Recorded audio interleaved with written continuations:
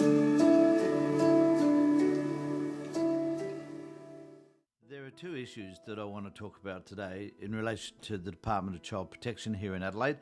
One of them refers to a coronial inquest into the death of a couple of Aboriginal children in the north of the state that occurred a couple of years ago now. And the coroner has come out with a report which we all should be mindful of. Also makes the department responsible for the inadequate protection of these two kids, and which, because of their inadequacies, resulted in the death of these two children. We all need to be mindful, I think, that the department takes a certain degree of responsibility. Well, actually, it takes a lot of responsibility for the way it behaves and the way it treats people that are innocent, particularly children, and the department needs to take responsibility for its actions, which cause damage to families, children, and in some cases, as in this case, the death of a couple of children. So, and there's that case, and then there's this other one I want to talk about where the department is being strongly criticised. It came out in today's Advertiser that parents of southern suburbs pedophile victims slam police and child protection. We're just going to go through that article with you as well. So, and I'm going to do the first one. I'm just going to do the video of the release of this report by the coroner, and then we'll talk about that on the other side, and then we'll have a conversation about this other issue, which is a criticism of the Child Protection Department in relation to pedophilia and how they target families who know or have been impacted by a pedophile's behaviour. So we'll start with this one here, and we'll talk about it when we're finished. The Premier called an urgent meeting with the Child Protection Department and the Minister this morning after reading the Deputy Coroner's scathing 70-page report last night. Just hours later, authorities fronted the cameras to reveal they would be accepting all of the Deputy Coroner's recommendations, including an independent review of the system. The explosive findings confirmed what devastated loved ones of Amber Rigney and Corey Mitchell already knew: they could have been saved. The Deputy Coroner said authorities should have intervened before the 5- and 6-year-olds were brutally murdered alongside their mother by her ice addict partner at Hillier in 2016. Despite consistent observations ice use impacted their mother's ability to care for the children, the department didn't act.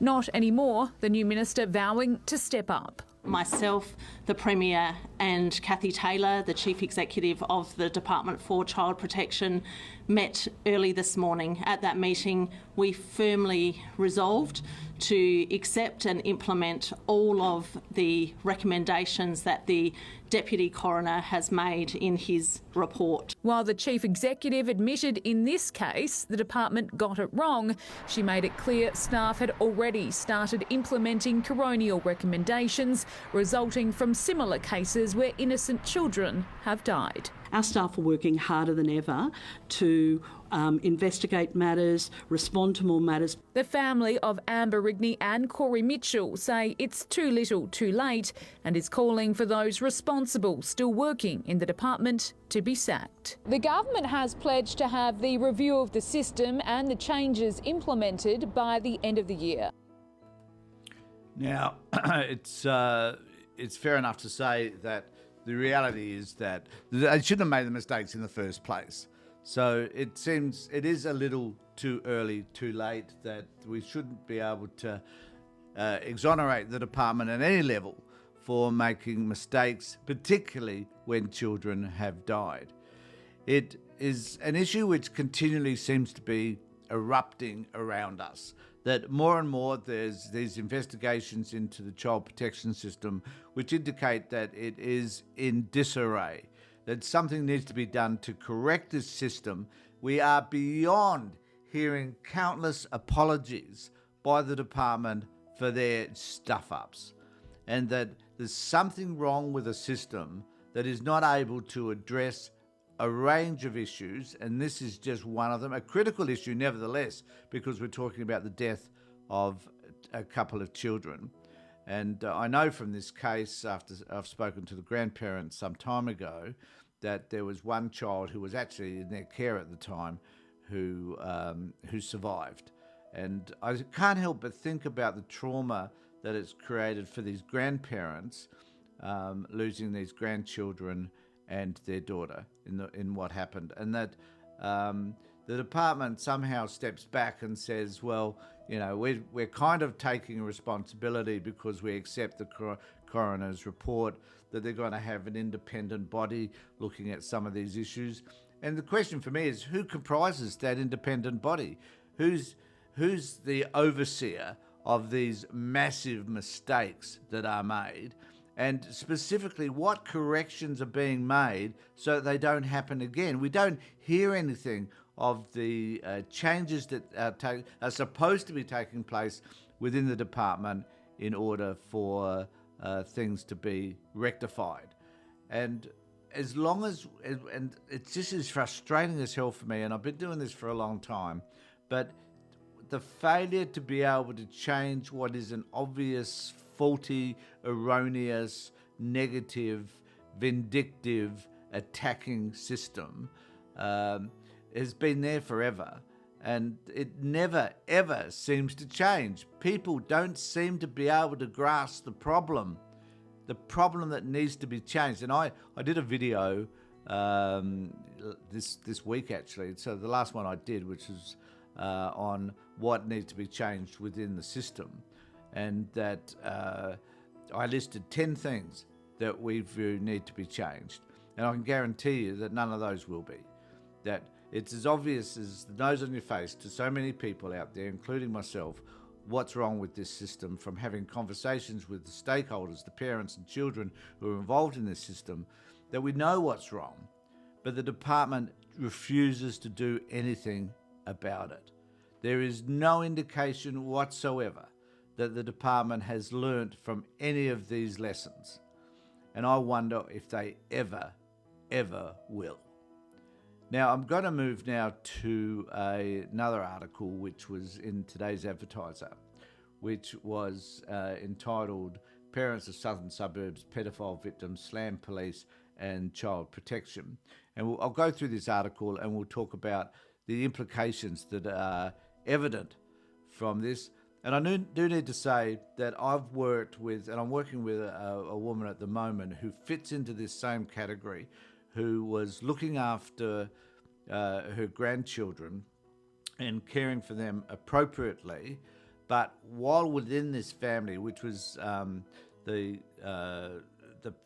grandfather is a pedophile and has been jailed as a result of his behaviour for hopefully a long time, and the grandmother was a woman who was extremely abused by this man, to the point whereby if she was walking through a supermarket or in a store and she raised her head and she looked at somebody else, when she got back home she'd get a beating because she looked at another man. And the most horrific domestic violence occurred in this family. And this grandmother has been targeted by the department endlessly and by the police for the fact that they believe she should have known about his behaviour, his pedophilic behaviour while he was in the house. And she said she just did not know. And I believe her 100%. She just did not know. And she was so much subjugated to fear and subjugated to his behaviour that she was oblivious to what may have been happening in other areas of the house with regard to these children. And some of the offending in relation to him occurred with somebody outside the house. But she became the target. And it's wrong at every level that we choose not to believe people who are innocent bystanders, who just do not know, because pedophiles and domestic violence perpetrators are often very good at hiding their true nature. I mean, you're not going to let people know. You're not going to hang up a banner saying, look, I'm a pedophile. You're not going to let someone else know in the family know what you're doing if you personally know that it is wrong. So, and to hide that from your partner, particularly in a DV situation where she's full of fear, is quite common, I think.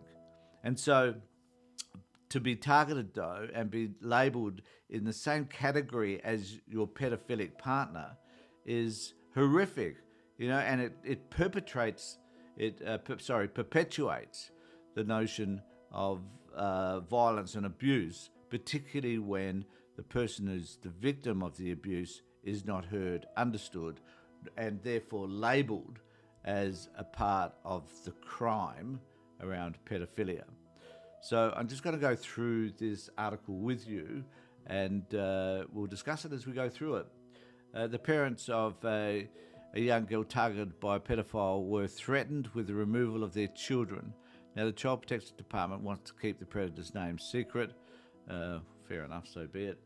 The parents of a child assaulted by a child sex predator have condemned police and the Child Protection Department, saying they treated them like criminals in their daughter's time of need. And I've experienced that firsthand, speaking to some of these people, and it lacks insight. So the department will talk about a parent lacking insight.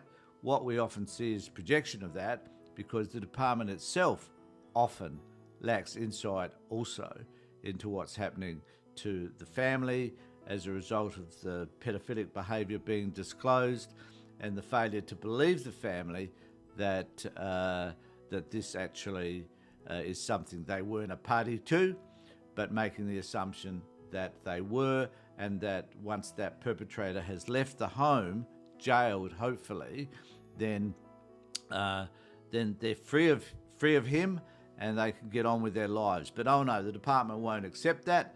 The department will choose to say that this person is a party to the event, and therefore they need to have the children removed because the parent failed to protect the children.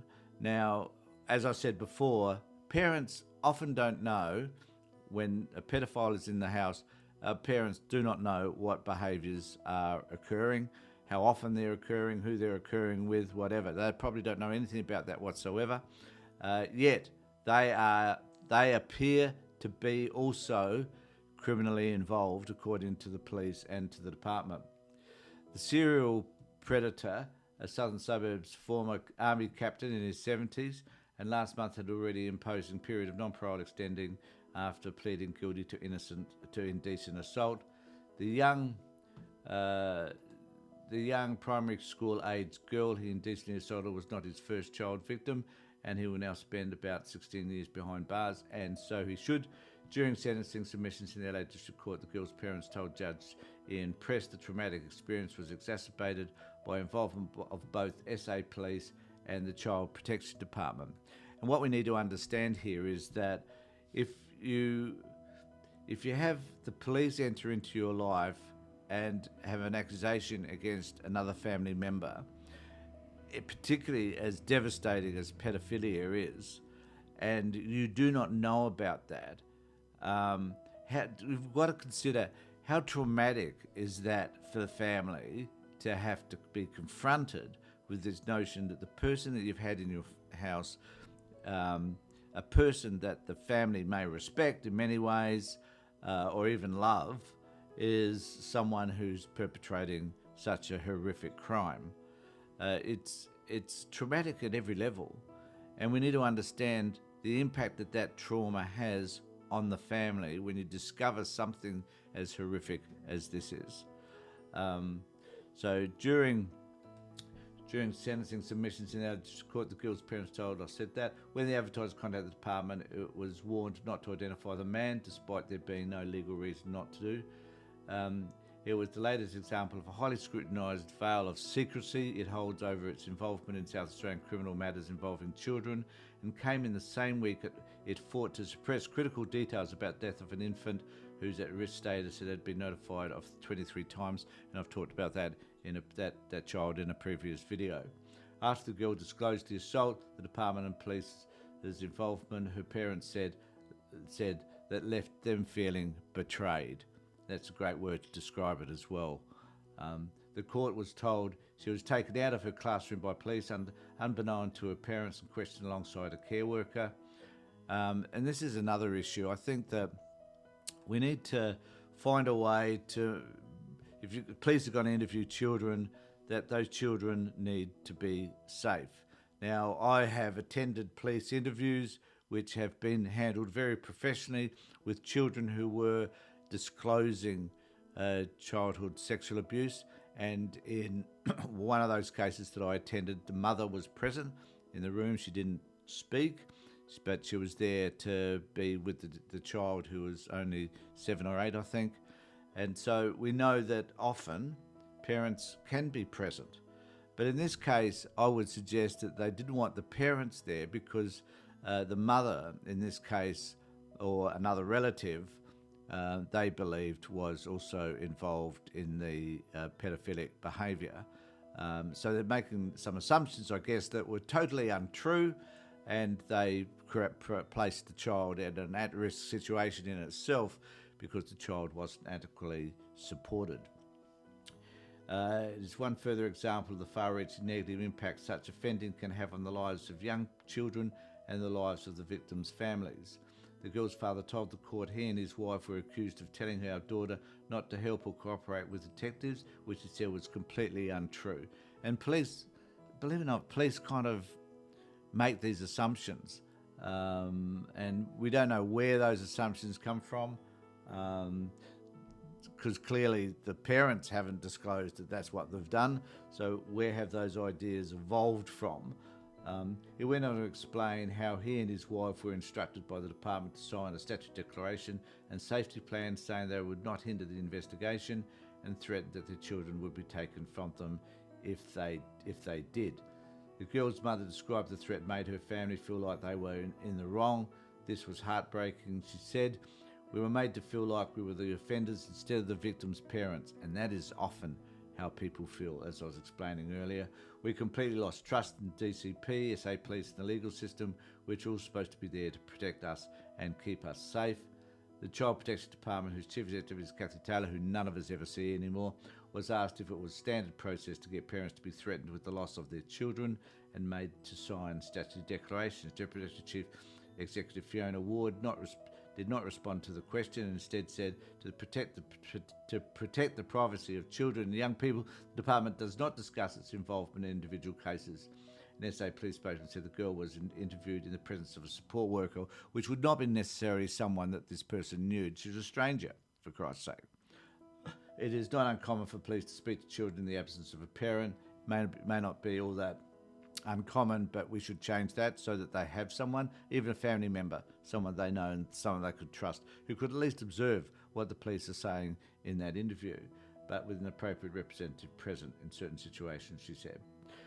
So what this tells us is that parents whose relative, grandfather, father, whatever, is a pedophile does not mean that the family are responsible for the behaviour of somebody else, or that they in any way have been involved in that behaviour. It's a shroud of secrecy, pedophilia. It isn't advertised. People do it, and because they know that it's wrong, and they know that if others found out about it, that it would be disclosed. So then they're going to ensure that others, even the closest people to them, do not know about this behaviour. And the people that become victimised by all of this are those innocent family members who are simply bystanders and who were not involved or knew nothing about what was happening in relation to the childhood abuse. It is an issue which continually occurs, and so the police and the department need to find different ways by which they can manage their behaviour so that we can ensure that other people don't become victimised by someone else's disgusting and abhorrent behaviour.